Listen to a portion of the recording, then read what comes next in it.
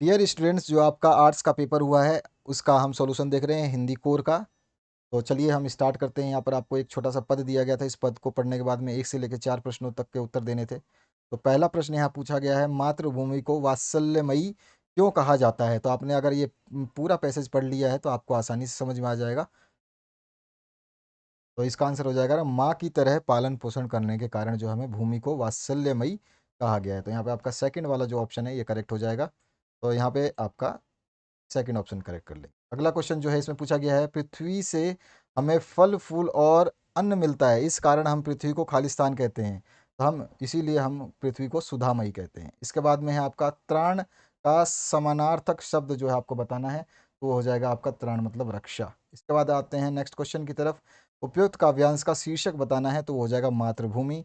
अगला जो क्वेश्चन है इसमें देखिए, यहाँ पर फिर से आपको काव्यांश पढ़ के 5 से लेकर 8 तक के प्रश्नों के उत्तर देने हैं।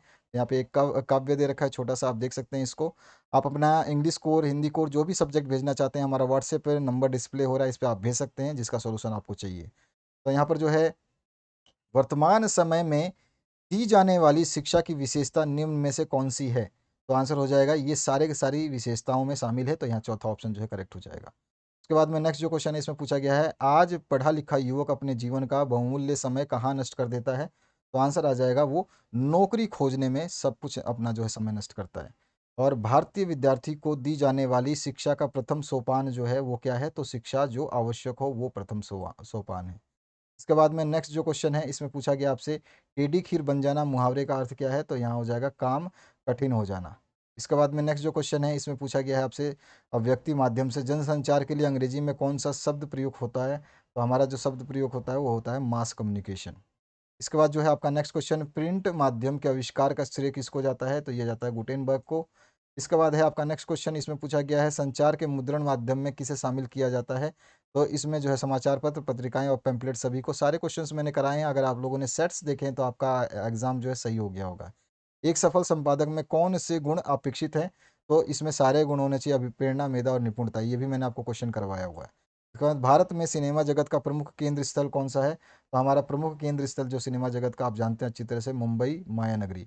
उसके बाद जो नेक्स्ट क्वेश्चन है, संवाददाता को किस और नाम से जाना जाता है? तो आंसर हो जाएगा रिपोर्टर बोलते हैं उनको, संवाददाता हम बोलते हैं। टीवी भी देखा हमारे संवाददाता, वहां से आपको बताएंगे। छापा खाना का आविष्कार किस देश में हुआ? तो आंसर हो जाएगा आपका जर्मनी में हुआ था। इसके बाद में नेक्स्ट जो क्वेश्चन है इसमें, भारत में पहला छापा खाना कब और कहाँ खुला? तो आंसर हो जाएगा आपका 1556 गोवा में। इसके बाद में नेक्स्ट जो क्वेश्चन है उसकी बात करते हैं। यहाँ पर है, समाचार लेखन में कितने ककार होते हैं? तो आप जानते हैं कि आपके टोटल जो ककार होते हैं वो 6 ककार होते हैं। क्या, कैसे, क्यों, इस तरह से करके हैं आपके। और जनसंचार के आधुनिक माध्यमों में सबसे पुराना माध्यम कौन सा है? तो जनसंचार का सबसे पुराना माध्यम जो है वो अच्छी तरह से जानते हैं आपका अखबार है। उसके बाद में है आपका नेक्स्ट, इस पाठ्य पुस्तक से 19 से 22 प्रश्नों के उत्तर आपको देने हैं। ये छोटा सा पाठ्य पुस्तक का एक पैसेज दिया गया है, इस पैसेज को पढ़ने के बाद में प्रश्नों के उत्तर देने थे। प्रस्तुत काव्यांश के रचयिता कौन है? तो वो हैं आपके मीराबाई।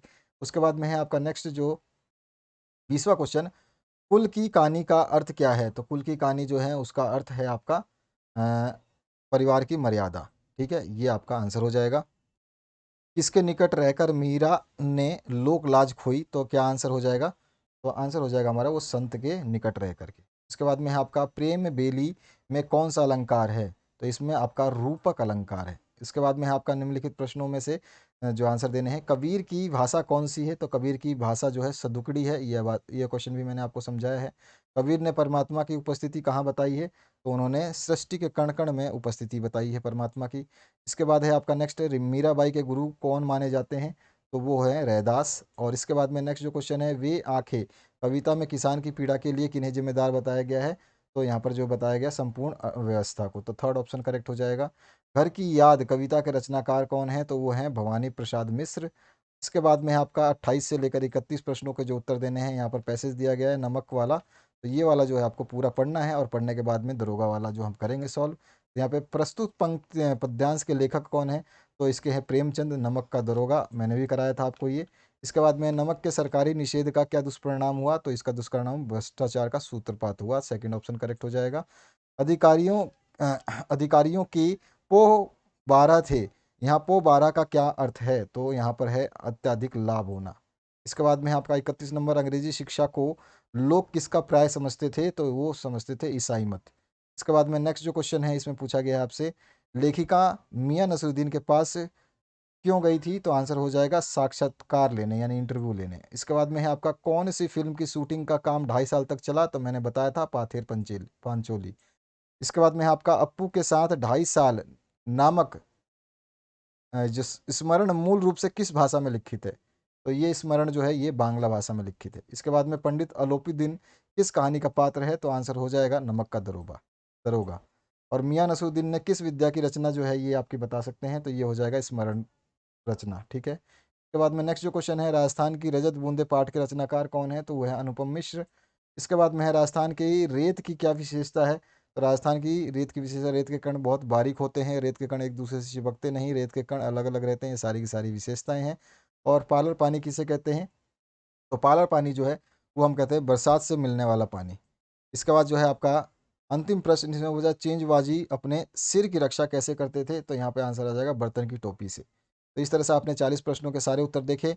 आपका जो भी विषय है वो सब कुछ डाला गया है, प्लेलिस्ट आपके सामने आ रही है, हर चीज़ अवेलेबल है चैनल पे, आप प्लेलिस्ट देखना ना भूलें। प्लेलिस्ट जो है वो आपका डॉक्टर है, अगर आप उसको देखते हैं तो आपको दिक्कत नहीं होगी। Thank you very much, have a good day.